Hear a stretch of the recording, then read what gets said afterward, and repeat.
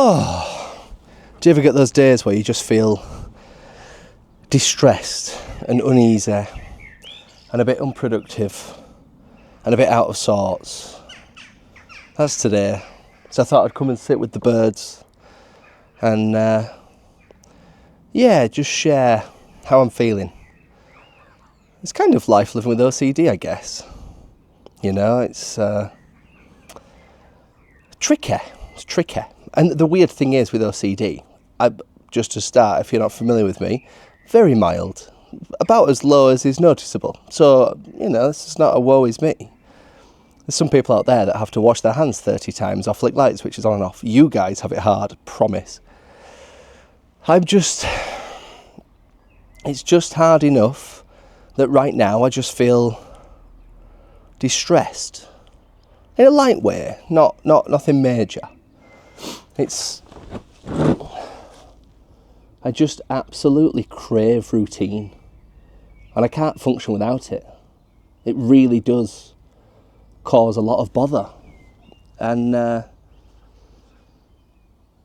today's one of those days.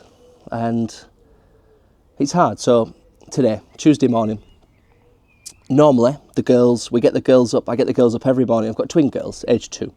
I've got a wife and she works at NHS. So I get up every morning, 6:30, not too bad, fine. Sort the girls out for about an hour and a half to 2 hours, depending where they're going. And then they'll be at nursery for 8, or they go to grandma and granddad's for about 8:45. And every day just feels the same. I just have the same monotony, the same challenge, the same stress. I start my day out stressful every day, every single day. I work for myself. I own a weightlifting and CrossFit, or just a lifting accessories brand called Mergs. Fun fact. So it's not even like, I've dropped the girls off, right, time to go to work, what am I on with? No, it's get the girls ready, get the girls sorted, get the girls out the house. Then I get to then kick my ass and get cracking. And I just find it hard.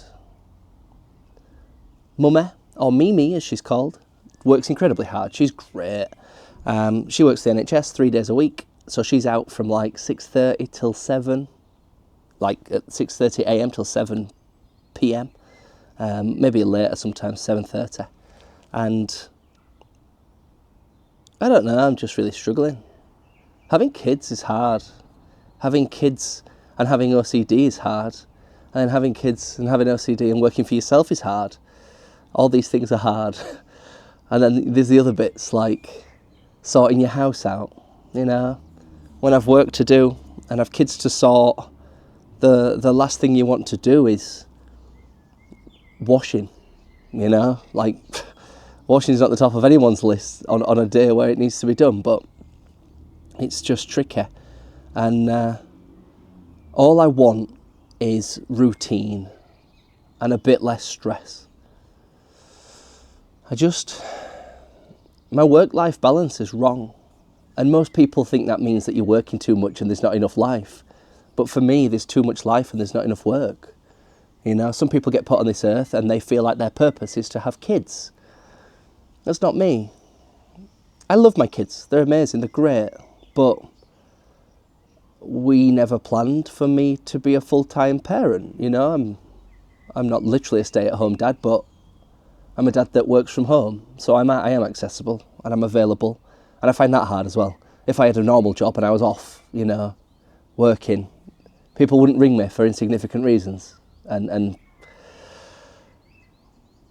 yeah, I don't know, I'm just struggling. I just want regularity. The beauty of a normal job is just, you've got a place and a time to be. You know, you get up in the morning and, right, I'm at work for 7 a.m. I used to work in engineering, so I'd be up and off, and I'd be out the house, and I'd be home at 4:30, 4 o'clock, something like that. That formulaic routine, I didn't realise how much I needed it, because now I've got no routine in my life at all. And you know what kids are like? They don't have any organisation. They do from us and our influence, but kids are just a whirlwind, you know, to the point where we need some help keeping the house nice because we're struggling. So we have some cleaners. They come in twice a month, every other Monday, and they make it look lovely. They do such a good job. And then the girls come back in and they think, where's all my toys? And they get all the toys out and they're making crumbs and mess, and they just cause a ruckus. Oh, excuse me. So yeah, they come in and they just undo that. Don't get me wrong, the place is lovely and clean, but the tidying's part of it, and then they come and untidy it, and 2 days later it's back to how it was, and you just sort of feel like, ugh. The part of that's the OCD as well. It's from me, you know. I like order. I like to know where things are. I get upset when I can't find things. Not literally, not crying, but same again. I just know where my things are. I put things back. I've got routine and order and structure, and yeah, kids don't. So I like it when it's been cleaned and it's tidy and it's nice, but then it just goes back to how it was a few days later. I find that hard. I'm just struggling today, yeah. Normally on a Tuesday morning, the girls go off with their grandparents, and they go out from about 9 o'clock till about 11:30. But today, slightly different. Mummy's took Felicity to the allergy clinic. She might be allergic to melon like I was. And Piper's gone with Grandma and Grandad to the play gym. So I feel like, I don't know, this morning's just been not the morning. Normally it's really nice to get them up and off and be like, right, I've got a plan, I've got something penciled in. Oh, something else I've learned recently. I don't manage well with change, like unexpected change, you know, or if I'm told something's going to be a way it is, like Tuesday morning, we're going to do this and this. If that changes, it just throws me for a wobbly. You know, it's really daft because I feel like if I didn't have this imperfection, shall we say, someone else could just go inside and they'd just pick up some work and pick up where they left off. They'd do 15 minutes and they'd be like, right, at least I've done a bit, I've contributed. I really struggle with that. I struggle to get engrossed into like deep work if I don't know when the end is. You know, at least on a normal day when they're at nursery, I know that when they go to nursery 3 days a week or 2.5, I know when that we drop them off, I know when to pick them up, and I know that there shouldn't be any problems in between. When they're out now, I don't know when that door's going to open and somebody's going to walk through it with either of the tornadoes. You know, it's the OCD, it just doesn't help.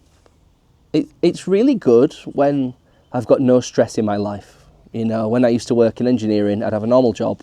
I'd be doing mergs just in my spare time. There was no kids, you know, and I'd go to work, I'd come home, I'd go to the gym, I'd do the mergs orders, I'd get them packed. I'd just have a structure and a format and a thing I needed to do, whereas at the minute, I just feel all over the shop. And yeah, it's tricky. I can tell I'm anxious as well. I keep biting my lips. You'll notice that. It's a bit of a subconscious thing. When I'm anxious, I just, not to hurt myself, not for any pain, I just nip at the skin around my lips because I feel stressed. So I need to go and have a tablet because I've got some for that. And I've not even eaten today. That doesn't help. I'm sat here knowing full well that, John, if you go and eat, you'll just feel a little better. I know that. I just don't want to. I feel mentally paralysed. And it drives me mad. It really does. It's not a peaceful place to be. It's a very uncomfortable place to exist, you know. People that say, get out your comfort zone. No, I just need to be in mine now and again. And being in my comfort zone is in my routine and my format and my life. And the worst thing is as well, it's not even like, oh, John wants to go and work so he can escape the kids. No, but when you work for yourself, you're in control of your future and your family's future and your mortgage. And I feel like I'm working now for where we go on holiday in a few years. And then days like today, I don't do any work. And then I feel guilty for not working. And that puts me into a rut because I'm like, you could have done something. But at the time, like now, well, I could do something, but I'm just struggling. So But no doubt there'll be tons of people out there in this same position. I know there is, you know, and also I feel very lucky that the OCD is not worse. You know, there's people with it much worse. This is not woe is me. This is just, I find this quite comforting to share how I feel. And yeah, I don't know. It's hard. I'm trying really hard to try and just document things, the good and the bad, and yeah, I just feel like my brain's upside down. There's just things going on all over. So, anyway, what can you do? I think that's why I struggle a bit as well, because what can you do? There's nothing I can do. It's not even like I get the girls up in the morning on a weekday through choice, you know? Lucy's at work, she's out the house, she's gone. So it's up to me. And I'm accidentally the primary parent, which I think a lot of people crave. There'll be a lot of mums out there where the dad's the favourite, just due to exposure. I'm a big believer in the kids gravitate towards whoever they see the most, who they get the most familiar with, who they sort of get a bit closer to. And that just happens to be me. And there'll be people out there dying for this, and even that, it feels ungrateful. It feels wrong to... It's not that I don't appreciate the love the kids give me, because I do. I think that's wonderful that they love their dad so much. But at the same time, my preference is for mum to be the primary parent. And it's the same preference, it's mum's preference for mum to be the primary parent. I mean, she said something really nice the other week. We were talking about it. She said that she feels very fortunate that her kids love me as much as she does. You know, she says that she's found someone that she really likes, and she's glad that her girls share the same opinion, which is such a nice way to look at it. So that's good. But I found as well that as much as I'm very good socially, I'm quite an introvert. I need a lot of time to myself. I need to recharge. I just need time alone. And like now, my thoughts, they just get stuck in my head. Sometimes I need to just get them out and voice them and vocalise them. And I guess that's why I'm talking to you. You know, I do. The month of May, when I did my 10,000 steps a day for 26 days, didn't quite do the 10k every day, but the weather was against me and I'd lost my marbles. I found it really therapeutic to be able to share how I'm feeling, share the struggle. And there's always loads of lovely comments of people that can relate, or with their opinions on how to help. That's just wonderful. It's really nice.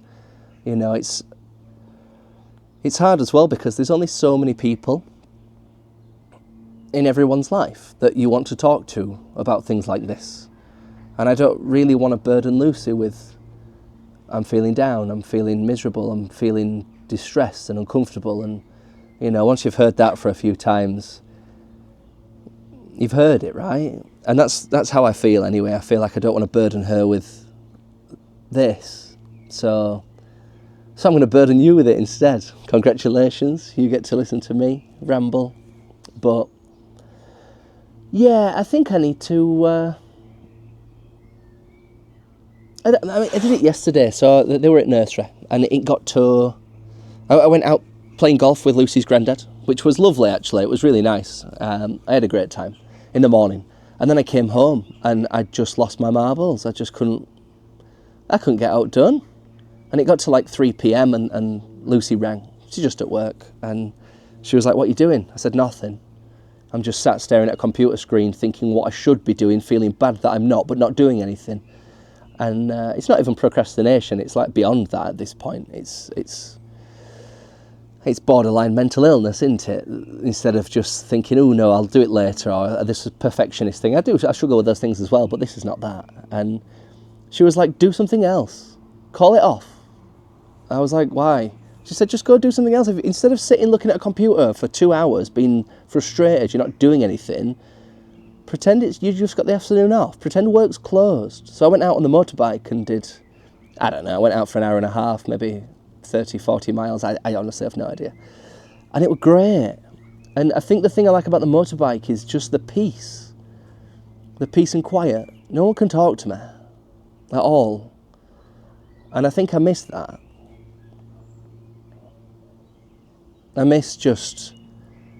I just don't ever get a day to myself. Ever. Like not one. And I struggle with that too. Because, I mean, just the way that we work, it's not that Lucy's choosing not to sort the kids in the morning, she's just busy.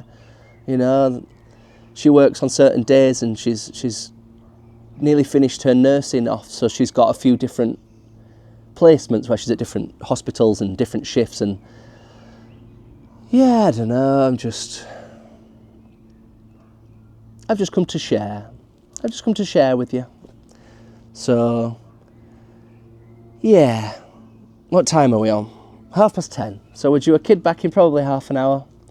Lucy's going to be back, I don't know when, her appointment's at 10:30. So it's times like now where I just need to do something menial. Something that's got no real significance. Something you can't fail. Something like tidy the garage.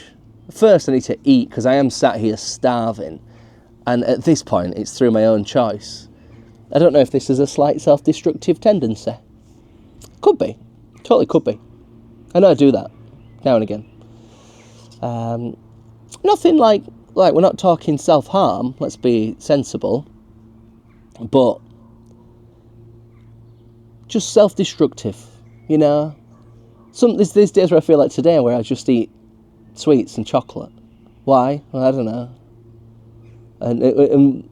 But then again, that's part of the compulsive part of OCD. You know, the compulsive, similar to impulsive. I looked this up recently. The impulsive things from normal people. Not that we're not normal, but you get it. Impulsive's like getting another tattoo this afternoon because you wanted one. Well, you've got the tattoo and maybe that was a choice you made and you were like, yeah, I'm just going to do it, or, you know, doing something like that. Compulsive is a bit more doing things for a lack of reason. You know, there's no reason to just eat sugar all day. There's no reason to just drink 6 cans of beer on a night, you know, but sometimes I just do, and I really struggle to fight with them sometimes. I mean, I don't drink much at this point. I've kind of got past that. I just don't keep beer in the house or the fridge, and every time I drink, I just feel terrible. So that's one thing that I'm pretty good with. It was just the first example on the top of my head. You know, but yeah, I don't know. I might go give that motorbike a wash. I just want to do something that's, I don't know, not worky. I think I want to do something because I want to, not because I have to. And I think that's what I struggle with. I saw a study, actually. This was fascinating. There was 2 rats in a cage they were testing. They both had a wheel in the cage that were connected. And rat A went on the wheel whenever it felt like it. It could just run, and then when it were done, it'd just get off. Rat B had to run on the wheel when rat A wanted to run on the wheel. And I don't know how you test rats and how you do all that sort of stuff, but rat B, that was forced to run, had a significantly more stressful and shortened life than rat A, because not that it was running the same distance, they could both do it, but that it had to do it when it had to do it. You know, the freedom to do it when you want to do it clearly made a massive difference in rat A's life. And I think about that all the time. I think about that, you know. It's fun playing with the girls when I want to go play with the girls and go do things, or we go to the park, or we'll just have a laugh. But I think I really struggle with here's what you're doing this morning. And some days they wake up, they're little angels, they're in lovely moods. Some days I wake up and they're not little angels and they're not in lovely moods. And even that's tricky. It feels like a dice roll in the morning. What are you going to get? I mean, let's say 2/3 of the days are great. A third's great, a third's okay, and a third's terrible. And yeah, I find that tricky as well. Getting up and just, surprise, we're just going to rough you up for an hour and a half, Dad, and then leave you. And I don't know. Anyway, I need to go and eat because this is not doing me any good.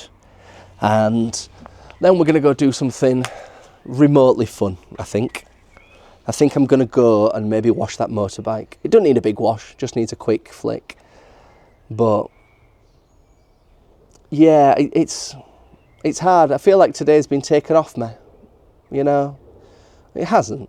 It's just here. It's just another day. You know, I could have done some this morning. I could have done anything. But I'm just struggling. So anyway, rant over. Thank you for listening, if you're still here. I appreciate it, you know. And if you're still here, leave a comment. Anything. It could just be an emoji. Or just say hello. Or tell me how you're doing. How are you doing? It's easy on YouTube for it just to be about me. How are you doing? Tell me how you're getting on. Because I know I'm not the only one in this state of turmoil. But yeah, I'm busy doing nothing. Right, onwards. Let's make today not a terrible one.